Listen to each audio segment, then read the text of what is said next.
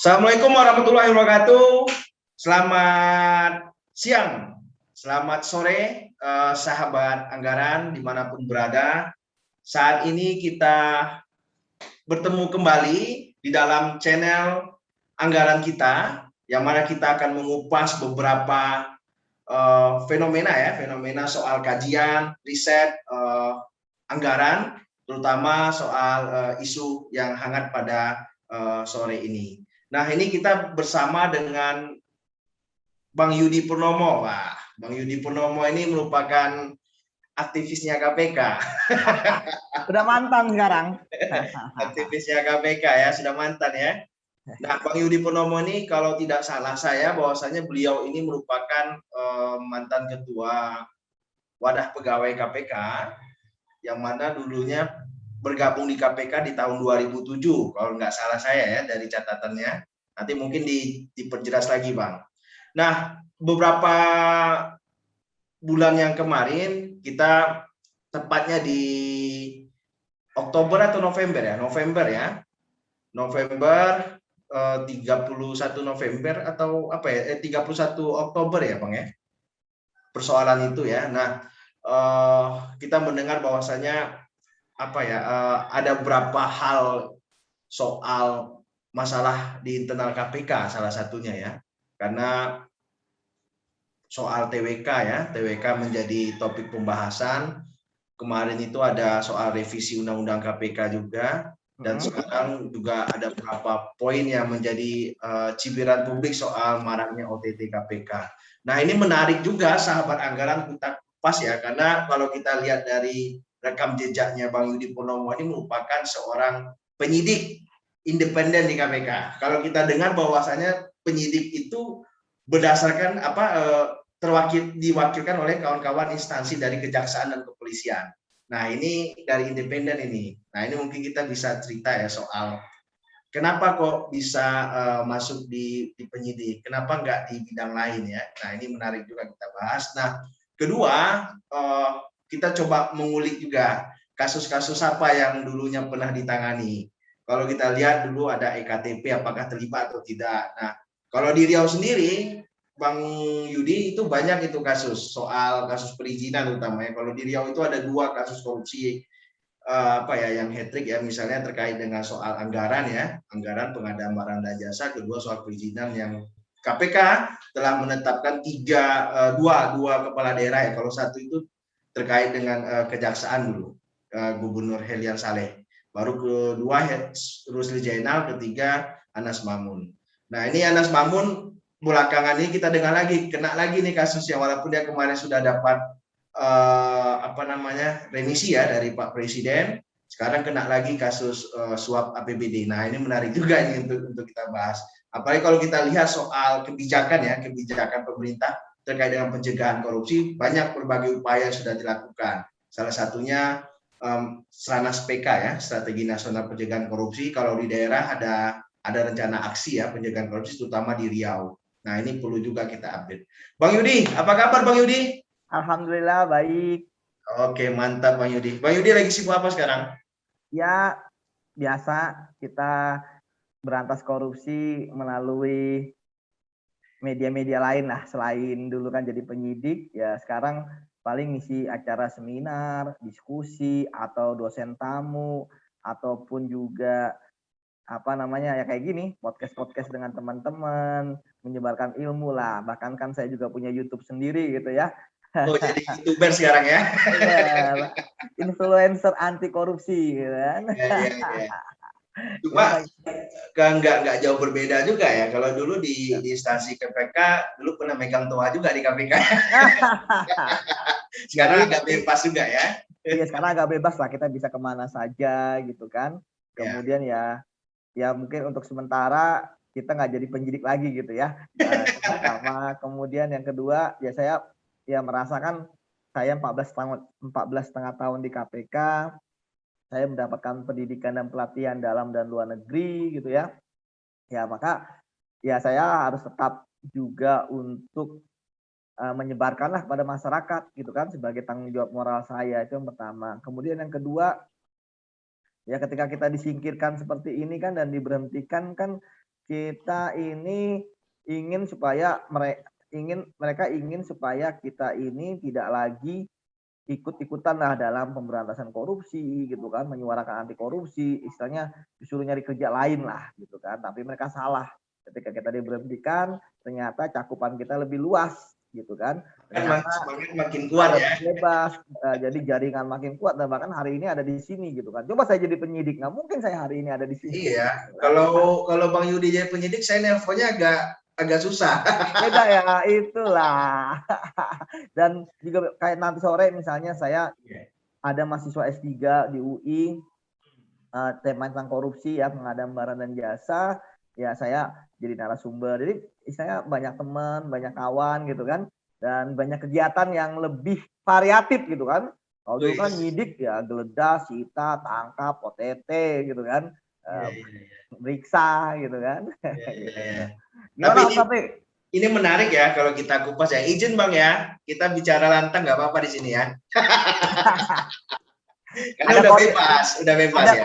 Ada koridornya juga lah. Iya, oke. Ketika kemarin kita keluar, ya tentu saja kan saya sebagai orang yang berintegritas harus banyak hal yang saya rahasiakan ya. Misalnya penyidikan yang sudah saya lakukan gitu kan, dan saya pun tanda tangan di situ untuk menjaga rahasia gitu kan. Misalnya saya kan ketika itu kan sering baca transaksi dari PPATK, tentu saya harus mengisi merahasiakannya itu gitu kan. Oke. Jadi ingat film ini saya Mission Impossible kan, I3 gitu ya, ketika banyak kode-kode gitu kan dihancurkan tapi masih terekam di di pikiran gitu kan. Jadi orang-orang ini salah ketika menyingkirkan kita gitu kan. Mereka menyangka ya mereka hanya memberhentikan kita dari pekerjaan secara administratif gitu kan. Tapi ilmu, pengalaman, ya, kemudian juga kemampuan, kompetensi kan nggak hilang begitu kita bekerja di KPK. Iya. Benar. Makin jam terbangnya makin besar ya. Itulah. Kalau misalnya sekarang Bang Yudi di penyidik, mungkin saya nggak bisa ngundang Bang Yudi. Ya kita mau Fitra ini kan udah kayak inilah, udah kayak sahabat lah gitu kan, saling membantu, saling ini gitu kan. Ya, karena memang selama masih ada orang yang bersuara tentang anti korupsi ya di situ maka tentu para koruptor akan bergetar. Mereka takut. Jadi mereka jangankan penindakan ya yang akan nangkep mereka. Ada orang yang bikin seminar anti korupsi aja mereka takut gitu kan. Bang Yudi kalau saya lihat ya, saya juga ngikuti Bang Yudi ya, dulu waktu di penyidik sering tampil di media ya, apalagi kalau ada kasus-kasus kakap sering muncul. Nah, Bang Yudi, itu kenapa kok bisa larinya ke penyidik ya kemarin itu? Kenapa pilihannya ke penyidik? Ya, pada tahun 2007 ketika saya masuk di KPK kan itu kan pembentukannya kan kita ingin jadi penyelidik gitu ya, dan saya pun juga mendapatkan SK penyelidik. Nah, namun kemudian ketika pendidikan sudah selesai ya, KPK kan waktu itu lagi membangun ya 2007 tuh saya tuh angkatan kedua gitu kan. Angkatan kedua Indonesia memanggil ya? Ya, jadi ketika saya kemarin diberhentikan, saya sudah jadi penyidik madya. Ya, artinya ya penyidik senior lah gitu ya. Kan ada muda, madya, utama gitu kan. Ya, sudah senior muda gitu ya. Nah, di situ saya pun akhirnya ternyata lebih cocok di pencegahan gitu kan.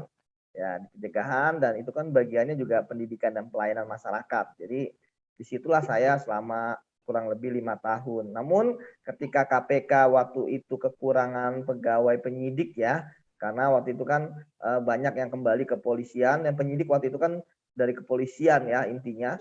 Ya, kemudian pimpinan KPK saat itu memberanikan diri untuk membentuk penyidik independen atau internal yang pertama. Itu zamannya Pak Abraham Samad ya? Ya, zamannya Pak Abraham Samad, dan saya pun akhirnya terpanggil gitu ya.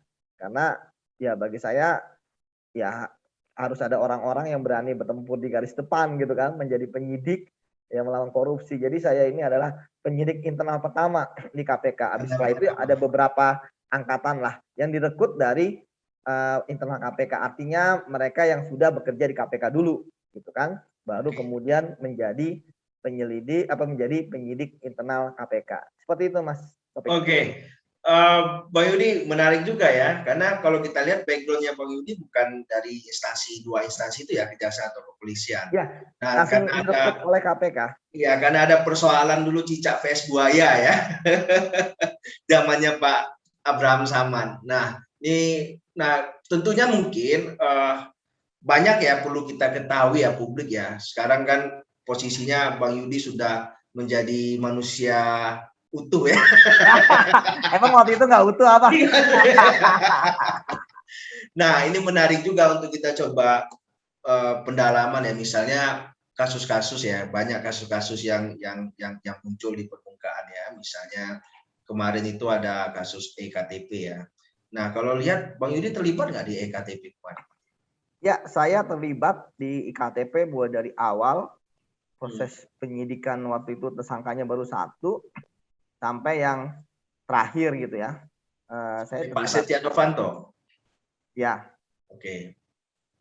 Nah, apa yang menarik ya? Yang menarik ketika Bang Yudi sebagai ikut terlibat dalam menangani kasus itu. Misalnya ada nggak hal-hal yang menantang atau hal-hal yang menarik lah sepengetahuan Bang Yudi ya soal kasus ini. Apakah kasus ini kan agak lama ya, dramanya juga banyak ya. Nah, apa yang menarik itu kira-kira? Ya, mungkin saya menyampaikan yang umum dan sudah ada di berita atau di benar. Ini ya. Ya, jadi memang kasus ini salah satu kasus terbesar yang pernah saya tangani ya. Tapi ini kasus kedua terbesar lah. Kasus pertama saya terbesar ya tentu Senturi gitu ya. Iya, oke. Nah, ini kasus kedua yang terbesar 5,9 triliun kurang lebih proyeknya. Kemudian di situ jelas kerugian negaranya 2,2 triliun ya. Oke. Hasil audit dari BPKP, kemudian ya melibatkan banyak orang, kemudian ini sudah direncanakan sebelum ada proyek IKTP gitu kan. Iya. Jadi proyeknya aja belum ada baru rencana sudah direncanakan oleh mereka gitu kan. Kemudian pemenangnya juga macam konsorsium begitu gitu kan. Jadi dan bahkan ada pihak-pihak swasta gitu kan yang seperti seolah-olah yang tanda kutip kayak punya proyek itu gitu kan. Seperti itu. Kemudian yang melibatkan orang-orang besar gitu ya yang tadi disebutkan. Kemudian juga tadi fantastis ya, bayangin 5,9 triliun, 2,2 triliun berapa persennya itu kan? Iya. Kemudian ya kasus ini kan idealis sebenarnya ya proyeknya bahwa Indonesia nantinya akan mempunyai single identity number sehingga penjahat-penjahat misalnya ya itu akan sulit untuk menggandakan KTP gitu kan dan lain sebagainya seperti itu dan semua terintegrasi ya jadi ya tapi ya ternyata kan jauh panggang daripada api gitu ya. Kemudian juga kasus ini ya melibatkan berbagai macam cara ya mulai dari cara sistem hawala lah gitu kan. Dalam TPP kan ada kenal dengan hawala gitu ya. Kemudian juga ada beberapa saksi ke luar negeri, ada yang meninggal gitu kan, yang diduga bunuh diri di Amerika gitu kan. Saya sendiri dalam penyidikan ini ya ada saksi di Singapura karena dia domisilinya di situ gitu kan, baik warga negara Indonesia maupun negara-negara asing, kemudian ke Malaysia juga, jadi banyak negara lah yang istilahnya terlibat dalam proses IKTP, termasuk juga money changer, gitu kan, di mana mereka terlibat di dalam upaya untuk mengaburkan aliran-aliran uang IKTP seperti itu dan semua udah diperiksa. Ya intinya memang IKTP ini suatu kasus yang menarik dan unik gitu ya karena karena benar-benar luar biasa lah kalau saya melihatnya dan itu tersangkanya pun banyak gitu ya. Ada berapa tersangkanya gitu kan. Tapi kalau kita lihat dari tersangka ya Bang ya, dari kasus EKTP saja ya poinnya ya. Apakah tersangka itu sudah diproses atau malah kabur nih ya, malah menjadi buron atau gimana nih? Kalau Apa tersangka kan atau sudah atau ada beberapa tuh yang oke, mulai dari PPK-nya, dirjennya, gitu kan, oke, penyelenggara negaranya, kemudian juga sampai swasta-swasta sudah ada beberapa lah yang tangani. Nah, saya sekarang belum tahu perkembangannya lagi seperti apa, oke. siapa yang naik lagi jadi tersangka atau gimana ya. Sekarang ya terserah pimpinan yang sekarang. Karena kan saya sudah menyerahkan sebelum saya berhenti kan saya juga sudah disuruh menyerahkan tugas dan tanggung jawab gitu kan kepada pimpinan KPK seperti itu. Tapi tidak tutup Batasannya. kemungkinan masih banyak lagi ya yang perlu dikembangkan lagi ya dari kasus ini ya, Mas. Ya seharusnya sih bisa dikembangkan ya. Iya, Dilihat dengan fakta-fakta persidangan misalnya, ya kan, itu harusnya bisa dikembangkan lah gitu. oke. Tergantung keberanian dari pemimpin sekarang ya. Ya kalau saya lihat sih bukan keberanian atau tidak Oke. berani, harusnya yang dilihat adalah alat bukti gitu kan, apakah cukup atau Bukannya di tidak fakta untuk persidangan menetapkan. sudah ditampilkan fakta keterangan dari saksi ya, bisa menjadi dasar poin ya, poin utama ya. Baru fakta-fakta lain ya yang dikemukakan di depan Ya, majelis. Nah, itu kan sebenarnya bisa menjadi sebuah dasar KPK untuk mengembangkan kembali ya. ya bisa, bisa, Iya, bisa dibuka penyelidikan kembali kah gitu kan, iya, atau langsung penyidikan, ya itu iya, bisa juga gitu. iya, ya.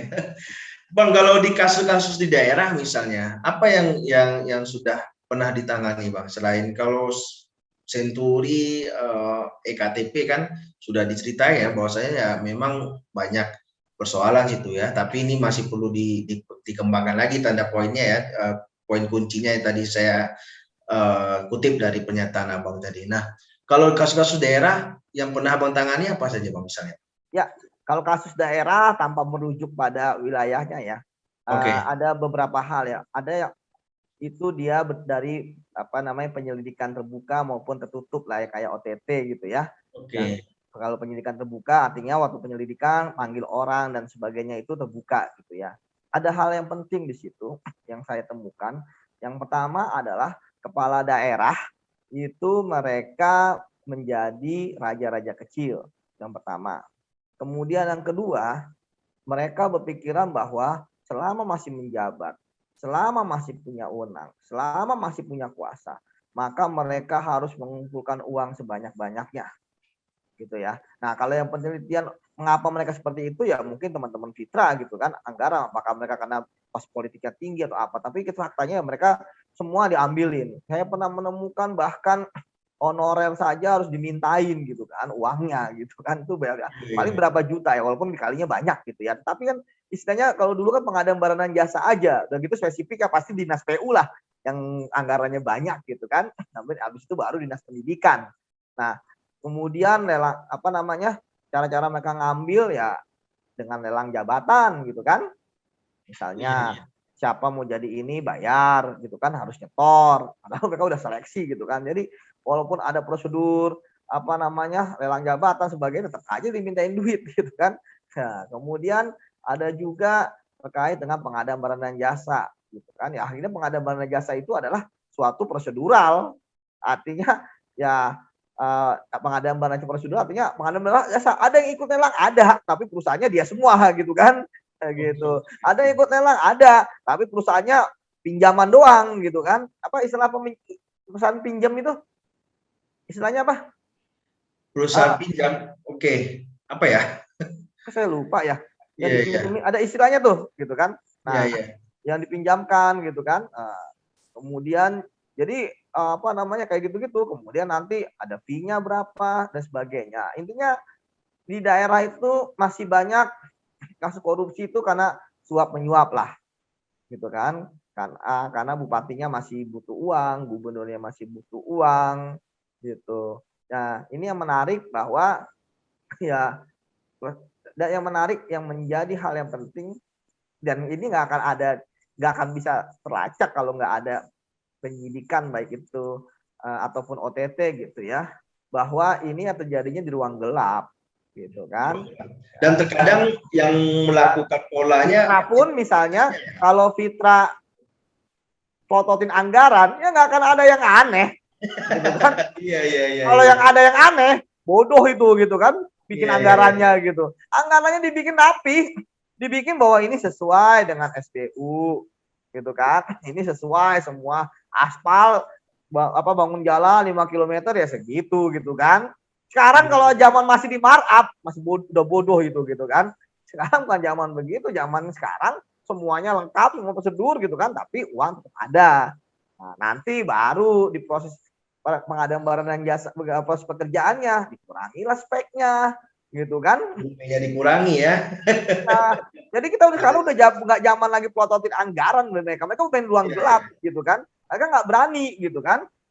Apa namanya speknya, misalnya aspal ketebalannya dikurangi lah gitu kan, proyeknya dan sebagainya. Tetapi yang menarik disampaikan bahwa akhirnya di daerah terjadi korupsi yang rutin, artinya yang besar itu diambil duitnya, yang bawah pun diambil, jadi yang kecil dan itu diambil semua sama kepala daerah gitu kan. Jadi luar biasa, saya bilang nih benar-benar akhirnya ya korupsi itu terjadi bukan karena kebutuhan aja gitu, tapi kebutuhan atas gaya hidup. Ya kalau gaya hidupnya pun akhirnya karena dia gaya hidup, misalnya udah punya mobil mewah, akhirnya dia nggak puas, akhirnya terjadi korupsi karena rakus gitu. Dan yang menarik adalah ketika merasa nyaman mapan, ya kemudian terjadi apa yang namanya sistem kekerabatan dinasti gitu ya. Itu yang terjadi di daerah yang saya lihat bahwa dalam sistem dinasti ini paling penting ada melanggengkan kekuasaan, sehingga ada daerah-daerah yang jabatan kepala daerah ya itu tidak berpindah dari rumah itu gitu. Setelah suaminya 10 tahun, istrinya gitu kan. Lagi ya. Besok anaknya gitu kan.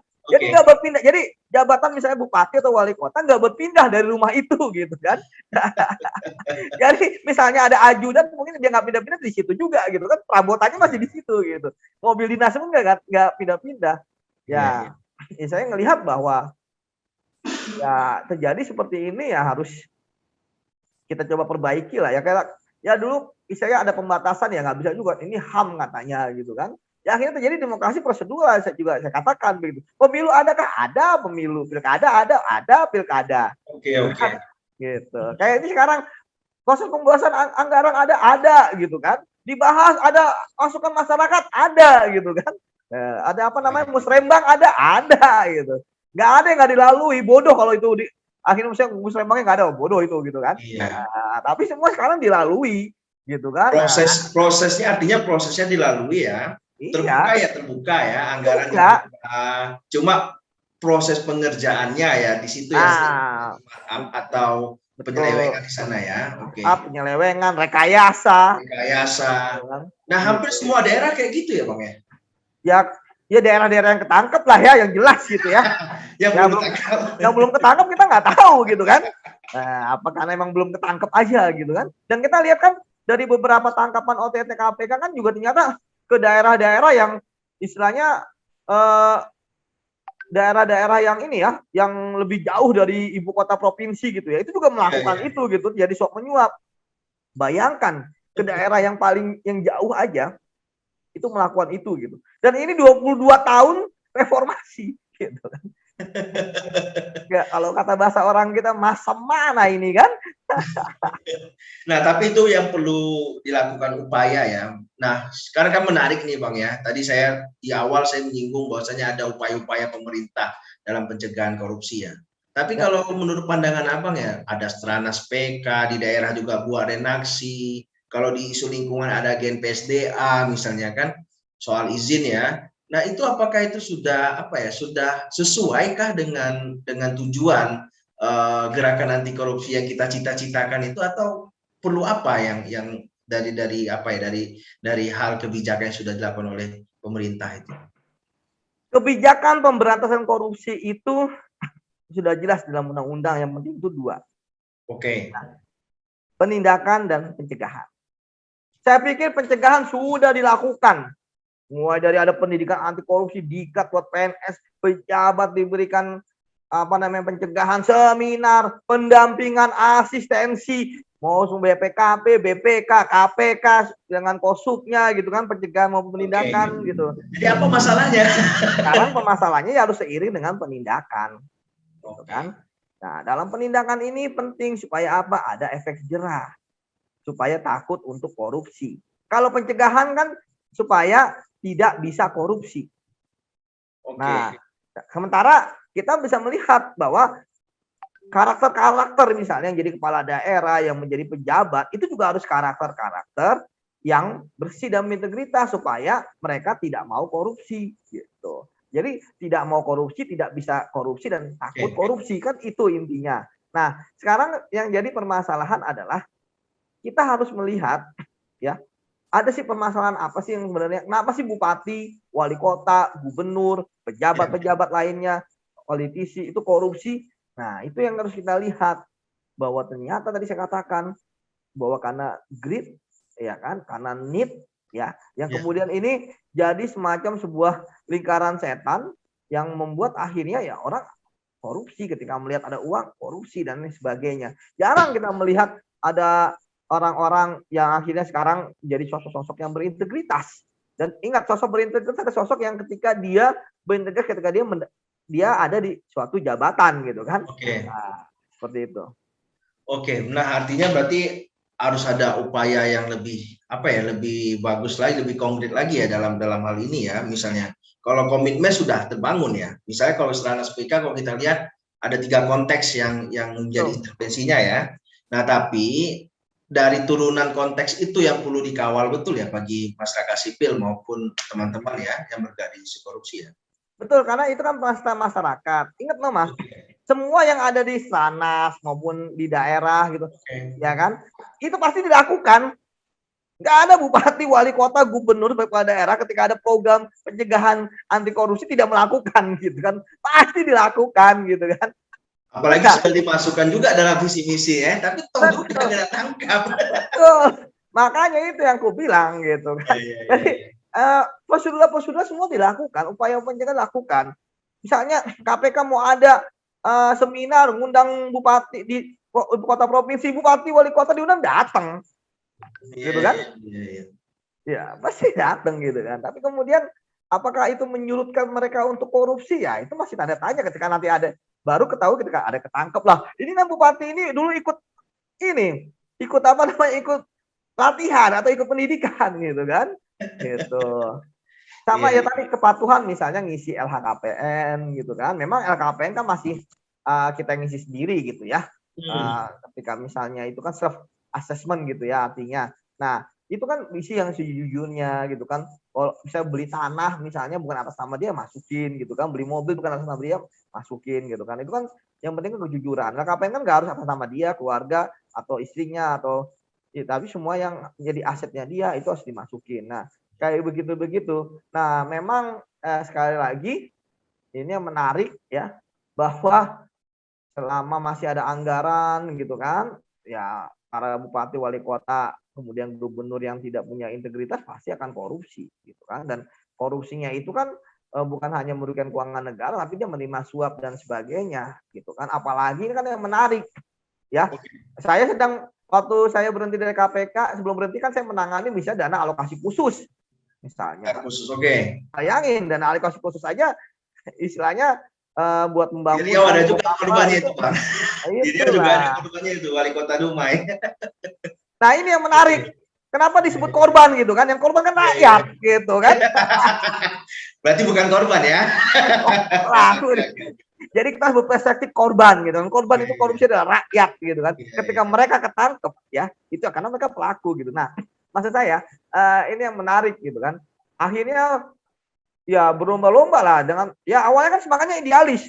Iya, PAD nggak mencukupi gitu kan untuk membangun misalnya rumah sakit gitu kan. Nah, akhirnya apa namanya minta ke pusat, tapi minta ke pusat akhirnya nyetor ya kan. Uang setoran dari mana? Ya dari apa namanya? Dari pengusaha-pengusaha yang ya nanti akan dijanjikan menang gitu kan. iya, iya, iya. Dan akhirnya kan ya ketika dijanjikan menang, ya mereka bayangin misalnya 1 miliar loh, 1 miliar saya waktu itu nawarin spek, wah ternyata kalau 1 miliar saya nggak ada untungnya dong, dikurangi lah speknya gitu kan. Masih mending jadi, kalau terbengkalai gitu kan. Nah, itu sulit Iya, juga salah gitu kan. satunya itu kan pelakunya di Dumai itu ya, wali kota Dumai, Nah, Zulfanais. Nah, ini menarik juga, Bang. Misalnya pemerintah kan terkadang membuat sebuah apa ya, wacana sebuah kebijakan terkait dengan pencegahan korupsi juga nggak sesuai dengan aturan. Nah, ini juga jadi problem juga kita di daerah ya. soal regulasi juga menjadi masalah. Nah, ada nggak tadi menarik juga ya Bang ya, tadi Abang bilang soal LHKPN. Nah, terkadang memang banyak juga kadang kepala daerah atau pejabat-pejabat kita yang melaporkan LHKPN terkadang juga memanipulasikan data. Kadang kadang memang sengaja ya dibuatnya di dalam laporan harta kekayaan itu hartanya banyak gitu kan. Nah, untuk menjadi bla bla bla, tapi ketika kita dilihat di lapangan nah, itu juga jadi problem juga. Nah, ini kalau pandangan Abang melihat seperti apa soal LHKPN ini? Apakah efektif atau bagaimana nih? Ya, yang jelas LHKPN itu efektif ya. Oke, Setidaknya di situ ada beberapa hal yang penting kita bisa melihat profilingnya mereka gitu kan. Kemudian ya, mereka juga apa namanya menyerahkan surat kuasa untuk apa namanya untuk melihat rekening mereka kan untuk karena kan rahasia. Tapi kalau mereka sudah menyerahkan itu ya berarti bisa dilakukan telisik gitu ya. Artinya mereka sudah menyerahkan gitu. Kemudian juga ya minimal kita bisa tahu aset-asetnya apa gitu kan. Kemudian kita bisa tahu profiling keluarganya kayak gimana. Ya banyaklah sebenarnya manfaat LKPN dan saya waktu jadi penyidik juga menggunakan LKPN ya. Dia sebagai sebagai dasar sehingga saya bisa dasar. melihat wah ini ketika ingin menyita aset nyata nggak ada di LKPN wah ini berarti kan dia sudah punya mens rea atau niat jahat gitu kan. Artinya ya LKPN itu baru bisa benar-benar efektif ya ketika misalnya ada penyidikan gitu ya. Ketika ada penyidikan, nah baru kelihatan hartanya. Tapi sebenarnya KPK juga bisa memverifikasi bahwa ada suatu hal yang di luar profil misalnya, ya kan? Itu bisa diverifikasi. Ya memang sekali lagi menurut saya sih justru ketika orang itu memasukkan banyak harta ke dalam LKPN-nya, ya itu bagus gitu ya. Karena Oke. akan lebih mudah untuk kita melakukan suatu evaluasi gitu. Karena makin banyak aset yang bisa kita perbaiki gitu kan dibandingkan dengan orang yang istilahnya ngisi LKPN seadanya. Kalau nggak salah kemarin ketua KPK bilang bahwa ada beberapa persen lah ya yang istilahnya nggak apa ngisi gitu kan, tapi ya dianggap belum benar gitu kan seperti itu. Oke, berarti artinya LHKPN menjadi apa ya efektif juga ya kalau kita lihat ya karena menjadi sebuah dasar ya dasar bagi teman-teman penyidik. Nah bergeser lagi Bang, kemarin saya lihat bahwasanya ada beberapa apa ya video Abang ya, Abang kan sebagai YouTuber sekarang nih. Nah saya lihat bahwasanya ada soal apa namanya pencerahan apa soal buronan ya. Nah ini mungkin Ya. bisa dilihat banyak nggak sih di KPK tuh buronan-buronan KPK atau buronan-buronan dari kejaksaan atau apa ini seperti apa sebenarnya? Kenapa negara nggak bisa meringkusnya? Ada apa sebenarnya ini Pak? Nah ini Ya menarik. yang jelas ya memang ketika koruptor itu buron gitu ya. Ya saya Oke, pikir ya banyak faktor ya. Mulai dari faktor bahwa dia tidak ingin dipenjara, dia ingin menutupi suatu kasus gitu kan atau orang sebenarnya. Ya namun ya namanya juga kabur gitu kan. Tentu aparat gitu ya, itu harus berusaha keras gitu kan untuk melakukan penangkapannya misalnya dengan menggeledah, meriksa orang-orang terdekat gitu ya. Ya namun ya kayak kita main petak umpet lah gitu kan. Dia pasti akan mencoba mencari tempat yang istilahnya bersembunyi gitu. Tetapi yakinlah ya suatu saat koruptor itu pasti akan ketangkap. Kenapa? Karena kan koruptor di Indonesia itu adalah orang-orang yang punya keluarga gitu kan. oke, Kemudian lihat dari kejahatannya juga ya kita kan mesti lihat profilnya gitu kan. Misalnya kayak Harun Masiku ya, saya dari pengalaman saya gitu ya, saya pikir Harun Masiku sebagai salah satu DPO yang paling dicari masyarakat Indonesia gitu ya. Itu saya pikir seharusnya dia tidak perlu melarikan diri gitu ya. Kenapa? Karena kan kasusnya dia suap menyuap gitu kan, hukumannya pun nggak lama gitu ya. Kemudian yang iya, kedua, apalagi sekarang ya revisi apa sudah ada putusan MA gitu kan, oke, oke, mencabut PP 99 gitu kan. Jadi mau kooperatif nggak kooperatif bisa dapat remisi gitu kan, remisi pembebasan bersyarat ataupun asimilasi gitu kan. Kemudian yang ketiga ya dia punya hak-hak sebagai tahanan dan sebagainya. Ya semakin sekarang dia udah hampir apa nih udah November mungkin udah nanti Januari atau Februari gitu ya udah 2 tahun. Loh kalau misalnya dia kemarin divonisnya 2 tahun 3 tahun gitu ya udah mau bebas dia gitu. Ngapain dia melarikan diri gitu kan? iya, Itu iya, tapi ya itu ya mungkin ya ada pertimbangan lain yang kita nggak tahu. Nah makanya kalau ketangkep baru kita tahu gitu kan. Tapi saya sebagai orang yang pengalaman terhadap pelaku korupsi ya hadapi aja gitu kan.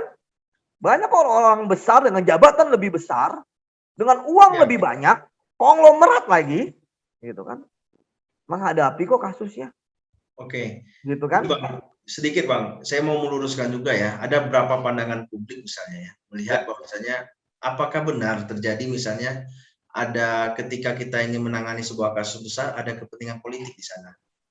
Apakah itu memang terjadi di KPK selama ini?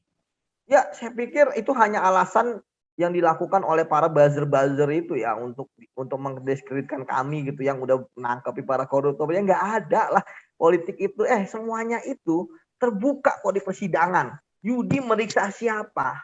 Si ini tersangka ini alat buktinya apa? Ada BAP saya kan diserahkan juga kepada tersangka sebagai haknya dia untuk melakukan pembelaan. Semua saksi BAP-nya didapatkan ketika nanti sudah diserahkan ke pengadilan ya. Nah, kan Oke. dapat dia berkasnya gitu kan. Apa yang tutupi hakim lah yang menguji semua. Benar nggak si ini melakukan tindak pidana korupsi? Kan dibacakan dakwaan. Masyarakat bisa melihat dakwaannya apa. Wah, kan baru kelihatan oh ternyata dia itu bertemu di ruang gelap ya. Bertemu ya kan ternyata dia menerima uang baru ketahuan. Ada di tuntutan ada. Saksinya dibawa ke persidangan gitu kan. Iya, iya. Barang buktinya dibawa ke persidangan. Jadi apanya yang politis gitu kan? Itu ngada-ngada aja. Karena prinsipnya tuh ketika penyidikan rahasia. Tapi begitu udah pelimpahan ya, dia akan dapat berkas juga tersangkanya untuk dipelajari sebagai hak pembelaan dia. Kemudian nanti jaksa pun mendakwaan sesuai dengan hasil penyidikan gitu ya. Jadi seperti saya bilang, politik itu hanya akal-akal aja deh orang yang nggak suka dengan kinerja KPK ya, walaupun akhirnya dengan cara gitu kan radikal lah, Taliban dan sebagainya, akhirnya kita tersingkir gitu kan, Iya, iya, karena iya. isu-isu yang luar biasa itu gitu kan. Nah, tapi ya akhirnya ya kita sekarang ya, tapi saya pikir ini sebuah jalan lah gitu ya, bahwa 22 tahun reformasi terjadi seperti ini, ya kita jangan menyerah gitu kan.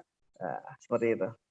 Oke, nah iya sih Bang, karena kan ada beberapa buzzer-buzzer yang ngomong gitu ya soal ini KPK sudah bermain politik. Nah kalau Abang lihat lah KPK sekarang nih, karena Abang udah versi publik nih. Kalau Abang lihat sekarang gimana KPK saat ini Bang dengan KPK Abang dulu, nah gitu. Ya sekarang tinggal mereka membuktikan saja lah kinerja mereka gitu kan. Ya Oke, kita pantau saja. Ya artinya kita baru keluar September kemarin lah, 1 Oktober lah kita selesai. Ya biarkan saja lah masyarakat juga akan menilai. Kan ada indeks persepsi korupsi gitu kan. Itu dilihat oke. bagaimana IPK Indonesia turun gitu kan. Nah, saya nggak tahu 2021 kayak apa gitu ya. Nah, itu sama. Kemudian kedua hasil survei-survei kan kita melihat ya kepolisian, kejaksaan gitu kan malah lebih bagus. Padahal dulu KPK dibuat supaya bisa men-trigger mereka gitu kan, polisi Iya, dan iya, iya. jaksa gitu. Jadi ya kita tinggal lihat aja lah. Tapi yang jelas KPK jangan dibubarkan gitu ya, karena KPK adalah lembaga yang ketika membentuknya itu sangat luar biasa. Kita butuh momentum reformasi. Kita butuh politisi-politisi yang sepakat untuk reformasi. Kita butuh presiden dan juga pemerintahan yang mendukung untuk membentuk KPK. Kita butuh NGO-NGO, LSM-LSM yang berinisiatif untuk membentuk KPK saat itu. Kemudian kita juga apa namanya? Kemudian kita juga perlu masyarakat yang mendukung gitu kan. Ya saya pikir masalah pergantian pimpinan ya pimpinannya sampai 2023 gitu kan. Ya kita lihat saja gitu kan. Nah, yang penting KPK tetap ada menurut saya sih itu. Oke. Ya masalah sekarang akhir terjadi akhirnya 57 orang harus berhenti dan sebagainya. Ya kami pun masih ngelawan gitu kan dalam konstitusional ya. Mengajukan keberatan, banding gitu kan atau nanti PT UN seperti itu. Oke, proses kemarin kan kita dengar ya bahwa saya ada mohon maaf Abang termasuk salah satu korban dari TWK ya. Nah, kalau Abang lihat memang saat ini ya penilaian Abang terhadap pimpinan KPK itu seperti apa misalnya? Apakah ada enggak apa namanya memerintahkan berpikir ya bahwasanya nasib-nasib kawan-kawan yang TWK ini seperti apa? Pernah nggak dia berpikir bahwasanya ini harus diapakan, tapi nyatanya juga tidak kan. Nah, Ya kalau memang pandangan Abang, penilaian Abang soal pimpinan sekarang itu seperti apa? Nah, ini ya, yang perlu kita ya coba. karena niat mereka mau menyingkirkan ya mereka nggak akan memikirkan kayak begitu. Tapi ya sudah, kita pun juga nggak akan mengemis gitu kan. Ya karena bagi kita hidup ini kan Oke. jalan terus gitu kan. Dan kita akan terus melakukan perlawanan-perlawanan terhadap suara-suara anti korupsi gitu kan, bahwa kita tetap bertarung di di ranah-ranah anti korupsi. Dan ya kayak misalnya kerjasama pun juga harus semakin kita kuatkan gitu kan. Toh yang terjadi sekarang ini kan ya bagi saya sebuah refleksi gitu ya, bahwa ya mungkin saya harus istirahat dulu setelah 14,5 tahun di KPK gitu kan. Bukan kekuatan ya. Artinya ya walaupun justru saya merasa wah energi saya makin berlipat ganda gitu kan. Seperti ya kadang-kadang mungkin saya ngelihat ya bahwa saatnya sekarang belajar gitu kan. Nah, saya kan lagi kuliah lagi gitu kan. Jadi ya banyak hal yang positif lah, karena saya ingin kan orang mengatakan waduh sedih banget ya itu diberhentikan dan sebagainya gitu, pasti ada air mata. Nah, saya nggak ingin mengubah itu. Ya sedih, ya pasti sedih lah. KPK itu cinta pertama saya gitu kan. Saya bekerja dari lulus kuliah gitu kan di KPK ya 14,5 tahun ini, dari usia saya masih 23 tahun gitu kan. Jadi dari 23 tahun saya sudah berjuang dalam memberantas korupsi di negeri ini gitu kan. Gitu. Artinya saya belum nikah saat itu gitu kan. Nah, benar-benar semua dedikasikan membangun KPK dari awal, walaupun saya masih pegawai muda, tapi kan setidaknya kita ada kontribusi di situ membangun KPK. Begitu bangganya dengan KPK. Namun ya sekarang ya ketika diberhentikan ya saya justru ya sedih pasti kan saya katakan, tapi jangan sampai ada air mata gitu kan. Justru sekarang tugas saya adalah mengubah air mata menjadi mata air kehidupan gitu kan. Bahwa ternyata saya lebih berguna di luar, misalnya ternyata kayak memberikan materi anti korupsi, atau sekarang misalnya saya menjadi narasumber dalam wawancara gitu kan. Kemudian tadi saya katakan nanti saya jam 4 itu ada mahasiswa S3 di UI yang ingin bimbingan, kemudian ingin menjadikan saya narasumber gitu kan. Kemudian juga dulu ada tesis, ada skripsi ya. Ya malah saya senang gitu kan. Makanya justru yang sedih itu kita jangan sedih gitu. Justru harus koruptor yang sedih gitu kan. Gitu. Oke, benar banget sih Bang. Untuk apa kita larut dalam kesedihan ya? Malah Betul. ini menjadi sebuah motivasi membangun sebuah gerakan lebih besar lagi ya. Betul. Dan ya dari spesifiknya aja, ya saya misalnya kemarin ada kampus gitu kan dari daerah gitu kan, entah kenapa tiba-tiba dapat nomor telepon saya, menghubungi. Jadi artinya apa? Wah, gerakannya makin meluas. Kampus di daerah saja sudah, yang istilahnya kampus swasta di daerah sudah mau membicarakan tentang anti korupsi gitu. Oke. Makanya saya senang ketika ada mahasiswa bikin S1, S2, S3 tentang temanya tentang korupsi. Artinya kan ada orang yang bersuara, ada orang yang masih tertarik untuk ngomongin korupsi. Kalau enggak kan pasti nggak ngomongin yang lain yang mungkin bisa menghasilkan uang di tengah pragmatisme seperti ini gitu. Bang, aku mau minta sedikit edukasi juga ya, mungkin dengan Bang Yudi ya. Misalnya sejauh ini pola-pola kerja penyidik itu tahapannya, prosesnya meng-OTT itu apa dasar buktinya dulu Bang? Misalnya proses kerjanya seperti apa? Ini mungkin menarik untuk publik bisa ketahui nih peran dan kinerja teman-teman penyidik ini sebagai dasar edukasi. Seperti apa itu Bang? Ya tentu ya proses OTT atau sting operation gitu ya. Itu kan suatu suatu proses yang ada di dalam KUHP ya. Istilahnya ketika ada seseorang kemudian dia melakukan suatu perbuatan tindak pidana, kemudian ada barang bukti padanya, kemudian disuarakan kepada khalayak gitu kan. Nah, itu korupsi gitu kan. Nah, jadi kita tentu akan melakukan penangkapan terhadap orang-orang tersebut gitu ya. Jadi kalau untuk proses operasinya ya itu rahasia gitu kan, bagaimana dan sebagainya gitu kan. Tapi ya informasi ya tentu kalau KPK kan bisa proaktif investigation gitu kan, yang proaktif, atau dapat informasi dari masyarakat. Nah, inilah kenapa pentingnya misalnya whistleblower gitu kan, atau peniup fluid gitu ya. Nah, ini yang paling penting gitu kan. Kemudian ya kepercayaan gitu kan, bahwa laporannya akan ditindaklanjuti oleh KPK misalnya, seperti itu. Nah, artinya proses menyadap ya, menyadap itu artinya seperti apa itu kalau misalnya proses menyadap? Apakah itu misalnya ada berapa garis? Misalnya kalau kita lihat kan ada lampu hijau, kuning, merah gitu kan. Nah itu ketika teman-teman melakukan penyadapan itu Kalau sekarang kan proses prosedurnya kan harus izin dulu Dewan Pengawas Nah, kan? sekarang udah nggak perlu karena ada putusan MK. Sekarang hanya Ada memverifikasi putusan MK aja. ya? Ya, penyadapan juga kita nggak main sembarang sadap, tetapi ada bukti permulaan lah yang pertama. Kemudian yang kedua juga kan apa namanya diawasi berjenjang gitu kan, dari struktural sampai ke pimpinan misalnya. Kemudian yang ketiga juga dalam penyadapan ini ya nggak main asal sembarang sadap juga gitu kan, pasti ada yang dituju gitu kan, dan sekarang kan juga lebih ketat di dalam apa namanya secara resminya gitu kan, walaupun ya dulu juga ketat gitu kan.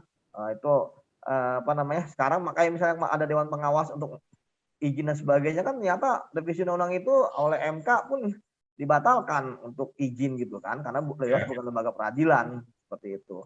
Jadi saya pikir penyadapan di KPK sebenarnya sudah benar lah gitu kan, itu hak yang dimiliki KPK gitu kan, mulai dari proses penyelidikan gitu kan, seperti itu.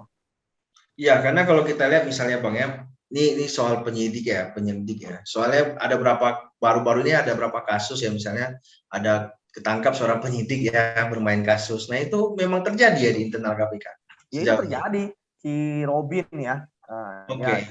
ya tapi kan ditangkap gitu kan, terbuka. Saya waktu itu Memang nanganinya ya. sejauh ini peluang teman-teman penyidik terkait menyelesaikan sebuah kasus itu seperti apa? Apakah diberikan akses apa dengan teman-teman? Saya waktu itu kan yang menangani kasus Tanjung Balai, begitu kita menggeledah rumah bupatinya gitu kan, atau wali kota ya, dan ternyata wah dia berhubungan dengan Robin gitu kan, dan kemudian ya akhirnya terkuak lah. Tapi saya tidak menangani kasus Robinnya ya, tapi Tanjung Balai yang kemudian di situ ada nama Robin di situ. Nah, saya juga kaget juga gitu kan, dia berani gitu. Saya aja ketemu orang aja nggak berani gitu kan, luar biasa gitu kan. Keberaniannya sampai kita lihat menerima banyak dari orang-orang gitu kan. Emang luar biasa gitu kan, tapi ya sudahlah gitu kan, ya akhirnya yang kayak gitu yang justru harusnya diberhentikan, kok malah saya gitu kan, dari pasal 57 kan, ini benar-benar luar biasa gitu kan, aduh. Iya. Oke sih Bang. Nah ini menarik juga nih, saya minta sebuah gagasan Abang lah, misalnya soal penanganan korupsi dan pencegahan ya, yang dibutuhkan saat ini itu seperti apa menurut gagasan Abang? Ya, yang jelas pertama yang penting adalah KPK yang kuat itu jelas, sehingga apa namanya KPK itu disegani gitu kan, oleh pejabat-pejabat, oleh penyelenggara negara dan lain sebagainya seperti itu. Makanya di situ kan dulu kan KPK dibentuk independen gitu kan, pegawainya bukan ASN gitu kan. Kemudian dia bukan bagian dari eksekutif. Sekarang kan eksekutif tapi independen, itu maksudnya apa gitu kan? Gitu. Makhluknya kalau independen independen aja gitu kan, nggak usah ada kata eksekutif, legislatif, yudikatif misalnya gitu kan.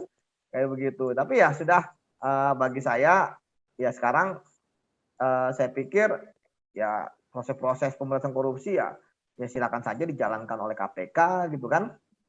Nah, kita mengambil jalur yang lain gitu kan, yang ya setidaknya tadi saya katakan bahwa proses pemberantasan korupsi kan tentu panjang gitu kan. Bayangin kita reformasi 98, 2019, 2002 Undang-Undang KPK ada, 2019 direvisi gitu kan. Kemudian 57 orang disingkirkan, pegawai KPK yang berintegritas gitu kan, padahal hasil dari MK gitu kan, hasil dari MA, Ombudsman, Komnas HAM harusnya membuat apa namanya tidak bisa disingkirkan gitu kan, bahkan presiden sudah pidato. Nah, makanya saya nggak tahu ada kekuatan apa sehingga 57 harus tetap disingkirkan. Namun setidaknya bahwa ya upaya-upaya untuk mencegah dan memberantas korupsi harus tetap berlanjut gitu ya, dan kita yang mengawalnya, apalagi kita membentuk namanya IM 57 plus institut seperti itu. Oh, nah tadi menarik juga tadi Abang bilang KPK harus kuat. Berarti artinya KPK sekarang untuk kuat. Gimana itu? Ya harus lebih kuat lah. Lebih Gitu kuat kan? ya. Harus kuat lah. Makanya KPK harus kuat gitu kan, harus strong gitu kan. Ya harus berani lagi menangkapi.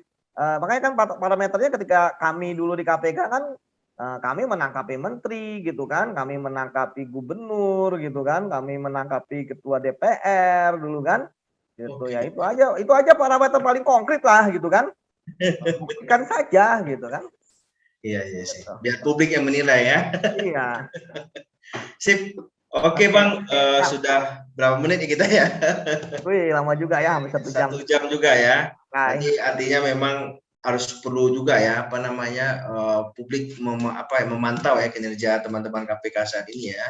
Dan teman-teman KPK di luar sistem KPK ya harus bisa mengontrol juga kan, harus bisa menguatkan juga agar bagaimana gerakan-gerakan anti korupsi itu bisa tersebar luas ya. Nah ini menarik juga nih Bang Yudi ya, Bang Yudi sudah bergabung di masyarakat, akhirnya ya, menambah spirit juga lagi ya, menambah kekuatan ya, bagi publik, apalagi terutama soal memberikan edukasi ya, edukasi kampanye-kampanye soal pencegahan dan anti korupsi. Bang, terima kasih atas waktunya Bang ya. siap, Banyak sama-sama. juga yang kita coba kita kupas tadi ya, tapi memang Siap, secara umum ya, secara umum ya, ya, mungkin ada beberapa hal yang tidak bisa kita sampaikan di dalam diskusikan di dalam podcast kita sore ini. Terima ya. kasih Bang Yudi, sampai Oke, ketemu, semoga sehat-sehat selalu ya. amin. Sama-sama teman-teman Citra Sahabat Riau. anggaran ya. Siap. Oke. Oke. Oke, terima kasih sahabat anggaran. Tongkrongi terus channel Fitra Riau. Jangan lupa like, subscribe, dan komen serta share video-video kita. Tunggu video-video berikutnya. Saya Taufik. Assalamualaikum warahmatullahi wabarakatuh.